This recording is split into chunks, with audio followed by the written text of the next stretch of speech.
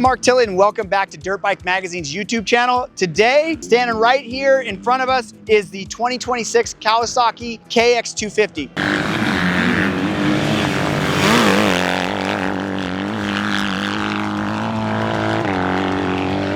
Last year, you might remember that we were at Washougal with this brand new bike from the ground up with Carson Brown. And it lasted through the day with Carson on it. This year, no major changes except for this little blue right there in the graphic. But it's got the all new styling, it's got the Rideology technology. The bike does return with all of the changes they made last year with new plastics, the no tool, easy to remove airbox cover, and then they have multiple mounting places for the foot peg mounts. So it'll move it down and back, open up that triangle a little bit for a taller rider, but still retaining all of that stuff that Kawasaki's known for with adjustability and bringing back all of the brand new stuff from last year. So, and this bike, it's got the most adjustability in the class with the multiple functions that you can put the handlebars in, and then the actual mounts that will turn around and give you another thing. We're at Glen Helen, somewhere where we're really familiar with, and we're gonna go ride this thing.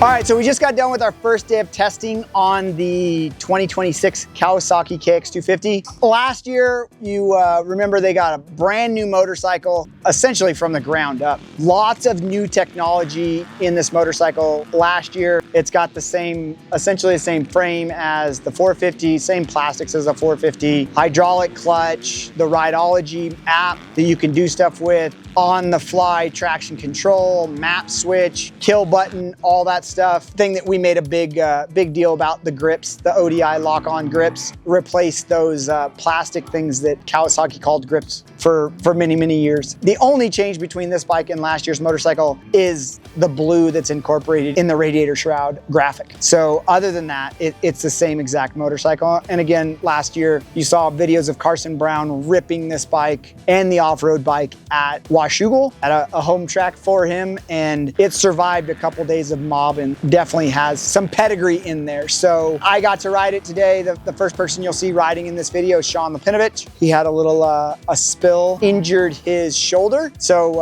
I got called in off the bench to ride this motorcycle. I'm not the Target 250F guy. I'm probably a little bit taller and a lot rounder than the average 250F rider. This bike has power. We messed around with a couple different maps. It's really easy to do through the Rideology app. And that app, I would say probably the second best app out so far. Yamaha has been killing it with their app for a really long time, but this Rideology app, it doesn't give you the free rein that the laptop version did a couple years ago on the last generation model, but it does let you kind of move stuff around. If you want to do crazy mapping changes and stuff like that, there's Vortex ignitions out there. The Get ignition system will let you change it a lot more. But this bike definitely has great stability at speed. It's got the hydraulic clutch so that engagement stays the same all the time. It does like to rev out. For me, I have to, and you'll see in the video, me